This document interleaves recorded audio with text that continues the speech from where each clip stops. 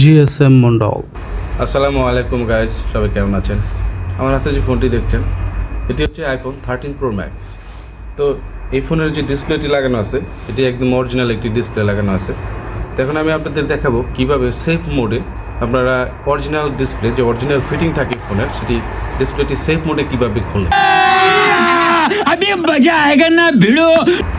তো চলুন শুরু করা যাক এবং আপনাদের দেখাই কিভাবে আপনারা সেফ মোডে ডিসপ্লে খুলবেন।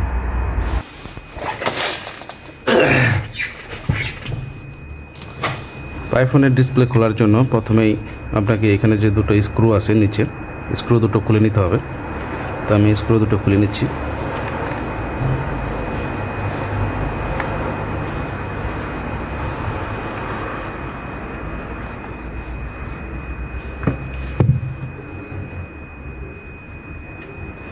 তো এখন ডিসপ্লে খোলার জন্য আমি প্রি হিটারের মাধ্যমে ডিসপ্লেটিকে হিট দিয়ে নিব। তো দেখতে পারেন আমি কিন্তু ফোনটি প্রি হিটারের মাধ্যমে হিট দিয়ে নিছি এবং এখানে নোটিফিকেশন চলে আসছে টেম্পারেচারে। তো এখন আপনারা চাইলে এরকম একটি টুল ব্যবহার করতে পারেন। যাদের সামর্থ্য আছে টুল কেনার তারা টুল কিনে টুল ব্যবহার করবেন, এটি সবচেয়ে বেশি সেফ। এবং যাদের আসলে টুল নেই বা টুল কিনতে চাচ্ছেন না তারা চাইলে এরকম ব্লেড ইউজ করতে পারেন।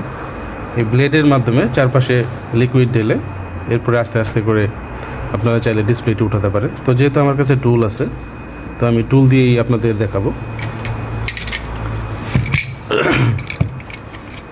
তো আমি প্রথমে ফোনটিকে টুলে ফিক্স করে নিচ্ছি।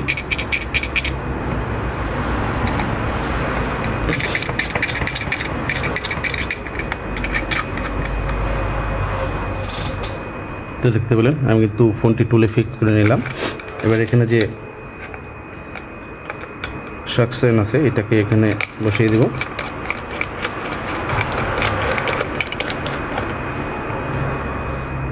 এবং লাগিয়ে এটাকে আস্তে আস্তে ঘোরাতে থাকবো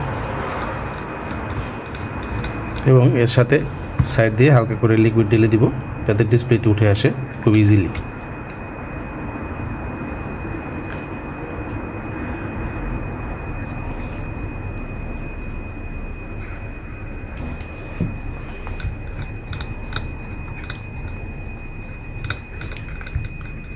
তো যারা এই টুল ব্যবহার করবেন তাদের বলছি ভয়ের কোনো কারণ নেই, এটি খুবই স্মুথলি উঠে আসে এবং সেফ একটি টুল। আপনারা খুবই রিল্যাক্সে এবং নিশ্চিন্তভাবে আপনারা ডিসপ্লে সেপারেট করতে পারবেন এই টুলটির মাধ্যমে। আপনারা যদি এরকম ভিডিও দেখতে ভালোবাসেন এবং এরকম আরও ভিডিও দেখতে চান তাহলে অবশ্যই আমার চ্যানেলটিকে সাবস্ক্রাইব করবেন এবং পাশে থাকা বেল আইকনটিতে প্রেস করে রাখবেন, তাহলে নোটিফিকেশন পেয়ে যাবেন ভিডিও আপলোড করার সাথে সাথে। তো ডিসপ্লেটি ঠান্ডা হয়ে গেছে যার কারণে সময় নিতেছে, তো আমি হালকা করে সাইড দিয়ে হিট দিয়ে দিব।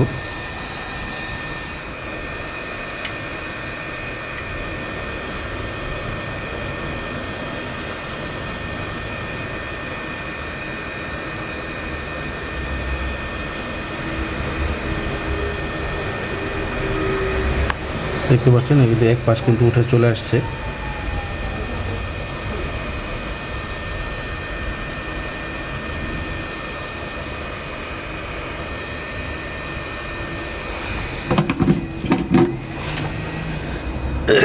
তো যেহেতু এক পাশ চলে আসছে তো আমি এখন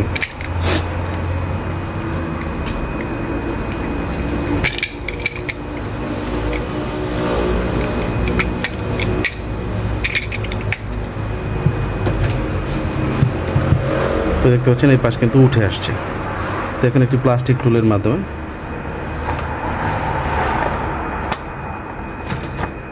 দেখতে পাচ্ছেন এটি একটি সফট প্লাস্টিক টুল, এটির মাধ্যমে আমি চারপাশে হালকা করে ঘুরিয়ে নিব যেহেতু আঠা আছে। এরপর এখানে হালকা করে লিকুইড ঢেলে নিব। তো যেহেতু এই ডিসপ্লেগুলি পুলেট ডিসপ্লে আপনারা টেনশন করবেন না, এর ভিতরে লিকুইড যায় না, তারপরেও ভালো মানের লিকুইড ইউজ করবেন।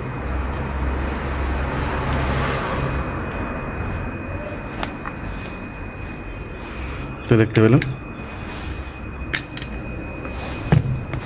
একদম কত সুন্দর স্মুথলি ডিসপ্লেটি কিন্তু উঠে আসলো কোনো প্রকার রিস্ক ছাড়াই। তো আপনারা চাইলে এরকম টুল ইউজ করতে পারেন বা ব্লেডের সাহায্যও করতে পারেন। তবে ব্লেডের সহায়তায় করলে আপনারা একটু আস্তে ধীরে কাজ করবেন। যদি তাড়াহুড়া করেন তো দেখা গেছে আপনার ডিসপ্লেটি ভেঙে যেতে পারে, আর একটি অরিজিনাল ডিসপ্লের দাম কিন্তু অনেক।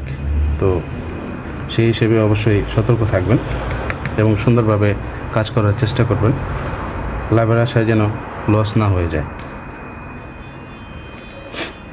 তো আমি এখন ডিসপ্লেটি বডি থেকে আলাদা করে নিচ্ছি এবং আপনাদের দেখাচ্ছি।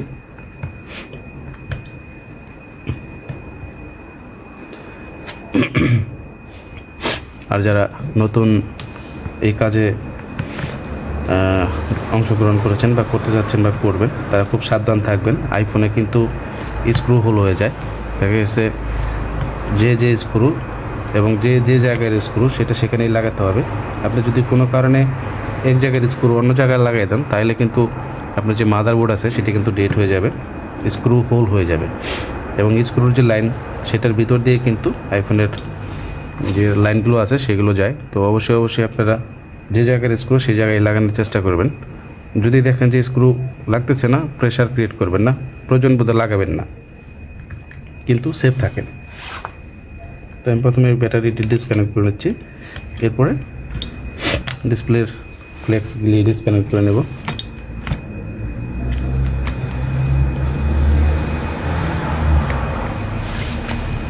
তো আপনারা তখন দেখতে পেলেন গাইস, আইফোন 13 Pro ম্যাক্সের যে ডিসপ্লেটি সেটি আমি কিভাবে একদম কোনো রিস্ক ছাড়াই সেপারেট করে ফেললাম, দেখতে পাচ্ছেন।